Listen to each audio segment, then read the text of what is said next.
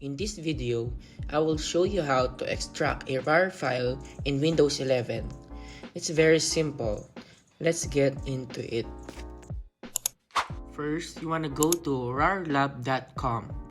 In here, you will have options. If your computer is a 64-bit, go download it. And if it is 32-bit, you can do so.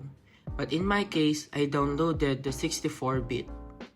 Once you download the link already, you want to install it to your computer.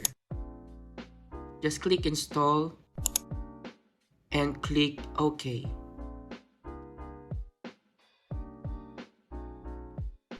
Once you're done, they will say here, thank you for using WinRAR, just click done. After that, select the file you want to extract, simply right click it and extract files. And go ahead, click OK. That's it. It will automatically make a folder with the file you extracted. Just that simple. I hope this video helped you out.